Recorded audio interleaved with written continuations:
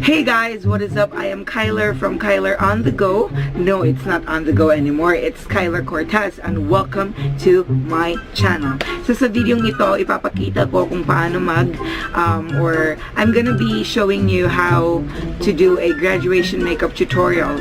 So supposedly, friend ko, yung best friend ko, si Ashley sana yung nandito pero hindi magkatugma yung schedule namin dahil busy siya at busy din ako, but it's okay.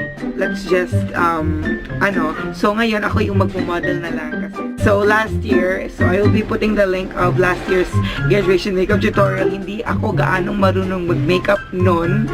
Like hindi naman ako like pro ngayon, pero mas nag-improve na yung skills ko at techniques. And so, sa napapansin nyo, nagtatagalog ako kasi gusto ko magkaintindi yung mga Tagalog viewers ko. So, hi! At ngayon, sige, magsimula na tayo, no? Siguro. So, without further ado, don't forget to subscribe if you're new here to my channel. Hi, I'm Kyler and let's just get started!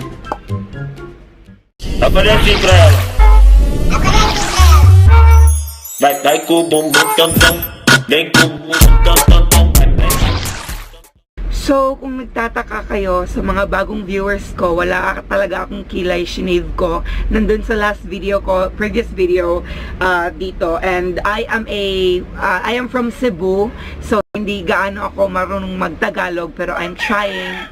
And I'm sorry if I have like background music like manok and all because it's not news here in my channel dahil malapit yung manok ng lolo ko dito. So, at mga dog, tignan nyo yan, ay pakinggan nyo.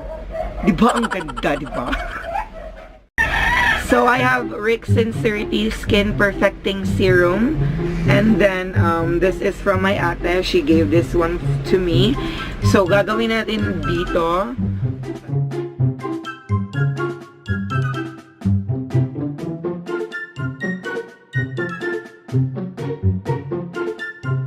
Ang gagamitin kong lip balm is, or moisturizing lip balm is this Carmex Original. So,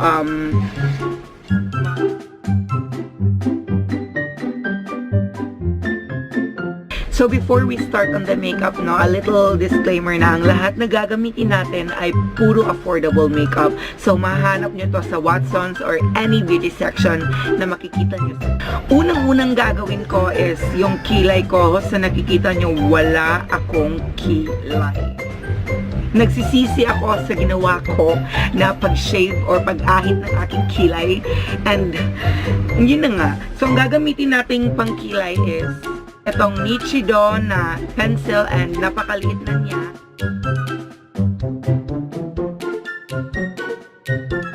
And this one from, I don't know what this, but this is a gel liner. This is, Shanice let me borrow this one kasi naaawa siya sa akin. Wala kasi akong So, I'll be putting it sa aking dito nga part. So, para may pa-ombre effect siya. Ganun, no?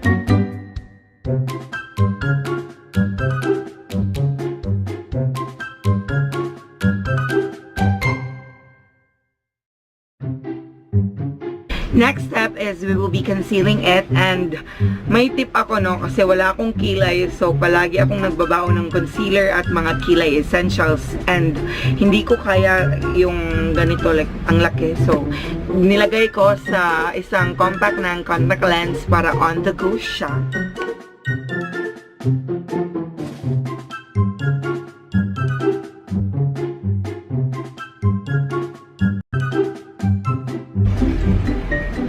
So I will just be finishing the other kilay off camera to save time. Since ang kilay natin is already set, next is let's move on to the base. So dito ang pinaka-importante sa lahat dahil napakainit sa stadium or sa convention hall and dapat hindi tayo mag-cake. So as much as possible, let's just put a little amount of foundation. So ang gagamitin natin na foundation is this Maybelline Superstay 24-Hour Full Coverage Foundation. I'm on the shade, what shade am I? 220 Natural Beige. So I'm just gonna put a decent amount. So I'm gonna pump like 1, 2, just that. And then using my index finger, I'll be putting it on sa mga part kung saan kailangan yung coverage.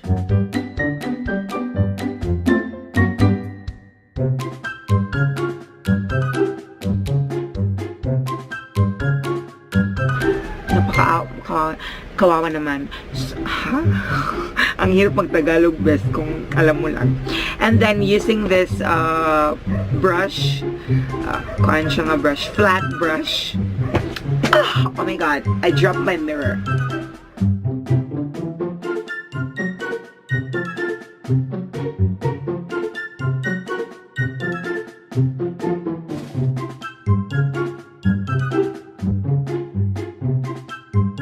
So, bakit ba brush? Kasi nga, wala akong beauty blender. And sa brush, maraming kinukuha ang na product. So, secure talaga na hindi gaano kabigat na or karami yung foundation na nilagay mo sa mukha mo. Concealer. So, the concealer that I will be using today is this Maybelline Fit Me in the shade 20 or 20 in San Sable. So, lalagay ko lang siya sa ibaba dito para hindi tayo mag-crease kasi yung tendency kapag dito natin ilagay talaga sa under eye, mag-crease siya. So, dito lang natin ilagay. Diyan.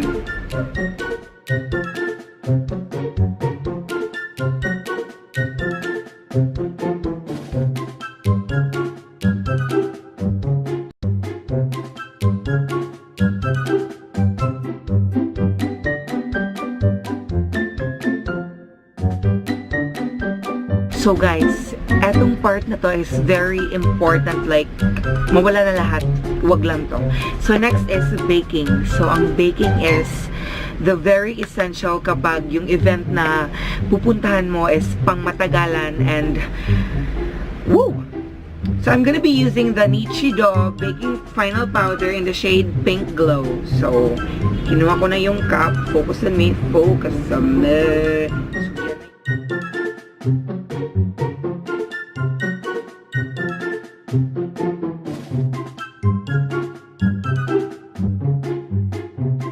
Ang susunod naman na step is lalagay tayo ng contour. So, the favorite contour that I have been using today is this Vice Cosmetics Aura Contour in the shade Confirm. So, eto siya. And this retails for 145 siguro. O, 145 and napaka-pakak! Yeah, pakak! So, in my part, I need contour kasi mataba ako, be. So, dapat yun ang contour, no?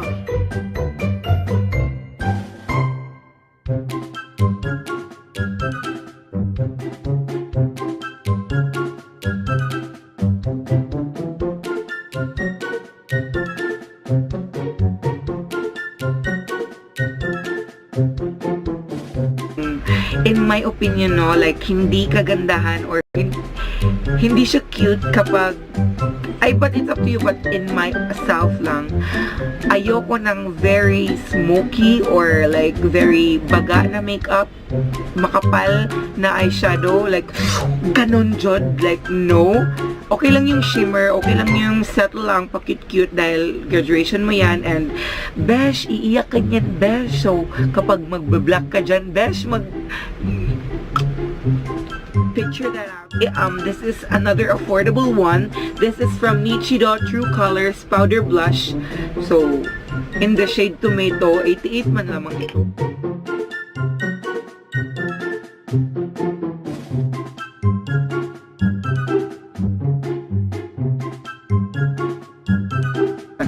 And then I will be getting the Aura Contour in the shade Confirm and get a blending brush.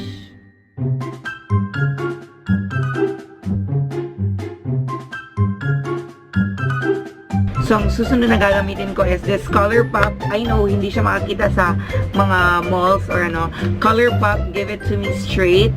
So, I will be using the shade Up Front and Straight Up. So, ito siya. This one. Shimmers lang yan, guys, and this one.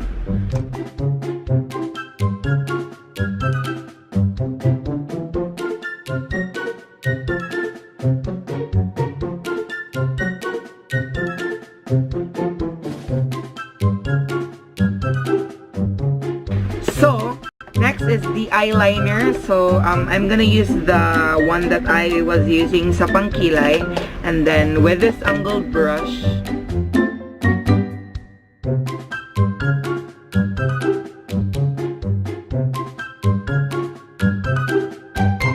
so, using this Nichido Extra Waterproof Protective in the shade Black.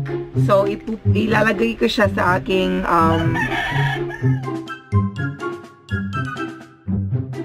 in your lower lash line. I'm gonna get this Vice Cosmetics Aura Contour in the shade Confirm and just blend it below. So, ang lalagay ko na lang yung Maybelline Waterproof na mascara. Dapat waterproof guys ha, para naman yung prepared ba. Iiyak ka naman diba? Again, iiyak tayo de, iiyak eh.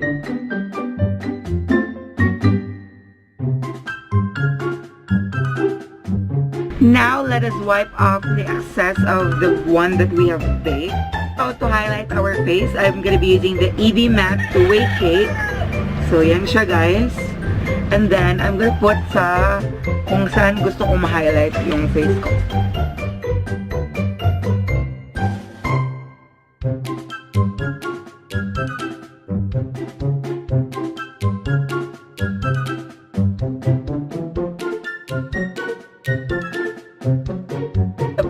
The blush that I'm going to be using is this Aura blush in the shade Tidal.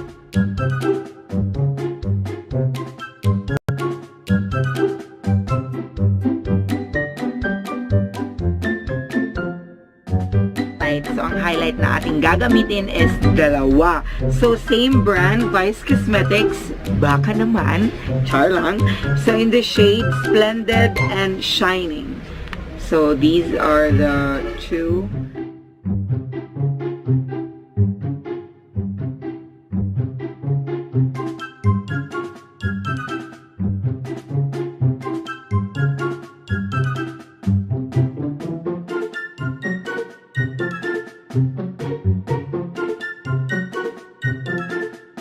And then using a small brush, I am gonna be using the 655 Darling Nude from Maybelline.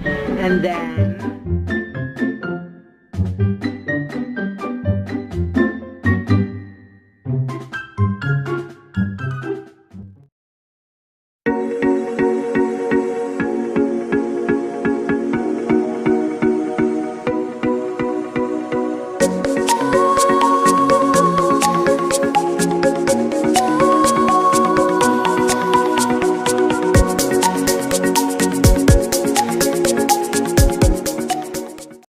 so, yun na nga yun ang final look natin. And I hope you guys may natutunan kayo sa videong ito. And sa mga gagraduate at tapos ng graduate, congratulations. And pagpatuloy mo lang yan, laban kung laban. So, guys, follow me on my social media platforms or other social media platforms. Link below or my accounts are there below. Thank you for watching and see you on to my next video. And don't forget to subscribe. We're about to hit 500 subscribers. Yay! So that is all. This is Kyler from this channel and saying that wala lang kayo saying. So bye-bye.